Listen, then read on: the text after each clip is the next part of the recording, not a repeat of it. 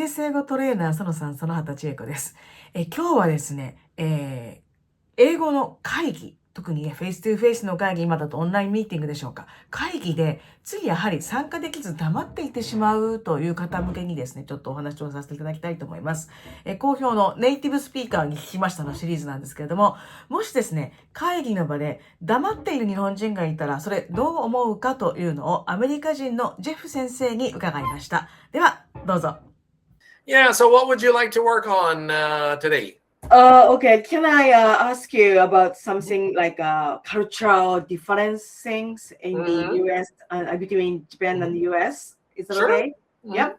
Especially, I would like to talk about the communication style in meetings. I mean, some business meetings, especially about silence. I mean, in Japan, yes, silence is sometimes seen as a good thing. But I am curious how you see it. You know, someone who is silent in the meetings. So how do you see that? I guess I'm very influenced by my culture because, like, when I'm sitting around a bunch of people and there's silence, it's kind of uncomfortable. I would say probably this doesn't happen in American meetings very often to have silence.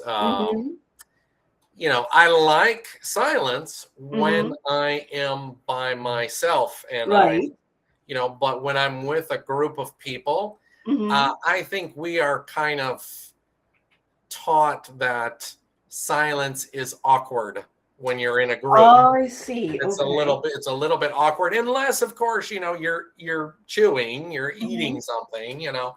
But in general, I would say Americans don't like silence when they are with a group of people.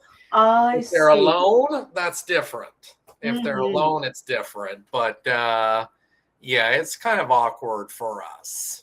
Have you ever experienced a situation like that? You know, like in meetings or even in a family gathering, whatever. So if someone stays silent, so how do you think about that? What do you think about that? So yeah, maybe other cultures would think, oh, everybody's just enjoying the time, and you know they're thinking deeply, but. You know, when I experience that kind of thing, I think like, oh, the conversation's not going well. Like we're not connecting very well. Okay. So yeah, I think it's a big difference than it's very different in Asian cultures. Right. Sometimes, yeah. Yeah, compared to here. Okay.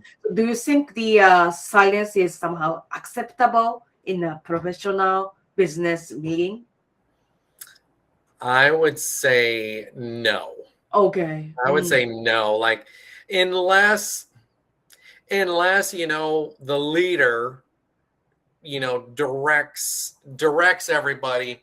Okay, I want everybody to be silent for a minute, for 1 minute, and think about possible solutions to blah blah blah. If it's directed silence, like you know, like the leader gives you something to do in that silence, like think right, like a brainstorming session. Yeah, like brainstorming. That would not be awkward, but if you know, like for example, if you have the leader of the meeting, the boss,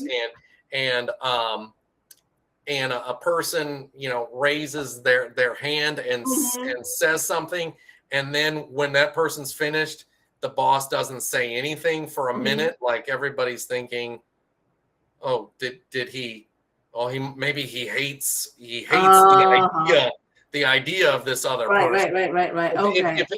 But if it's like directed silence, like I want you to think about this, that would be acceptable. I see. Okay. So if someone in the meeting stays silent, how do you react if you are the leader of the meeting? probably, you know, if nobody's talking, yeah, the leader's probably gonna break that silence. You know, he or she is gonna say something. And if and if I were leading a meeting and I say, okay, I want everybody's ideas on this, and if no one raises their hand for like 30 seconds, I'm gonna probably call on somebody. Okay, nobody's raising their hand. So Jim, what do you think? You know, if I were the leader, because I would be uncomfortable, and probably the other people would be uncomfortable also. I see. Okay. Yeah. So it's very different. Like silence when you're alone, or when you're like reading, you know, that's great. Yeah. That's great. But when you're when we are in a group, we expect somebody to be talking pretty much all of the time. Okay, that's interesting. Yeah, in Japan, sometimes, you know, people may stay silent to be polite or to avoid some conflicts, whatever. But yeah, how does it sound to you?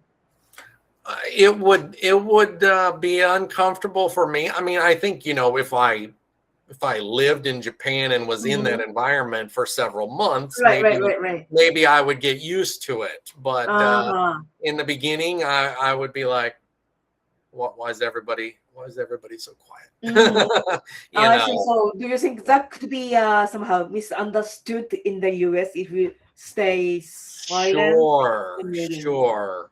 It could be, it could be misunderstood as, you know, everybody has something negative that they want to say, but they're not saying it. You know, like we would think, oh, everybody's thinking something negative, or you know, if I were a boss, I might think, oh, nobody's interested. I see. Okay. Yeah. Interesting. Yeah. Well, but I, as far as I see, now I've experienced there are some, you know, Japanese employees who are stay silent during the meetings, you know, even online and of course face to face as well. So, what advice would you give to those Japanese professionals who tend to stay to be silent in the you mean what advice would I give them if they are in an international company? If they're, right. Oh yeah, I would say, yeah, share your ideas. You know, don't be afraid to share your ideas in the meeting. And if there's a little period of silence, you can just speak up and you know, and share your ideas. People who are active in meetings, like Americans think that if you're active in meetings, either with asking questions of the leader or sharing your ideas, so the leader is going to think, okay, you are paying attention. If you don't say anything, the leader might think, oh, this person's like thinking about going to the bar. Going to the bar later, or you know, going karaoke, you know, something. So like you are not focusing on the topic or whatever. Right. Maybe they are focusing, but a lot of Americans will think maybe he or she is not focusing. So the best way to you know, impress the leader or impress the boss is to ask questions or share your opinions. Now, now there can be too much of that. Like if you're always the one like trying, you know, there's a balance too. Of course, yes, right. You know, if you're always the one wanting to share and you don't let other people talk, that would be bad. But I would say they really like it when people ask questions and share opinions. I see what you mean. Okay. はい、いかがだったでしょうか。今のね、ジェフ先生と私の会話、ちょっとね、復習をしてみたいと思います。はい、やはりそうですね、アメリカのビジネスシーンでは、グループ内での沈黙というのは、ちょっとね、奇妙な受け取られ方をしてしまうというふうなことをおっしゃっていました。会話がうまくいっていないんじゃないかとか、あるいはこの人は内容に興味を持っていないんじゃないかっていうふうに思われてしまうということですね。ちょっとここでですね、3つのポイントをおさらいしておきたいと思います。まず1つ目、アメリカではですね、リーダーの方から、今からちょっとね、1分間黙ってみんなで自分のアイディアを考えてみようとか書き出してみようとかっていうふうに言われたのでもない限り、沈黙をしているということは、興味がないと思われてしまう、居心地が悪いというふうに思われてしまう、そういう危険性があるんだよということをおっしゃっていました。はい、2つ目のポイント。はい。発言をするということ自体がやはり参加の証になるということですよね。そのね、ミーティングのリーダーの方が何か質問をしたりとか意見を言ったりとかしたときにちゃんと私は聞いていますよ、参加していますよということを示すべきだということなんですね。それが質問をするとか自分の意見を言うといったことだったりとかします。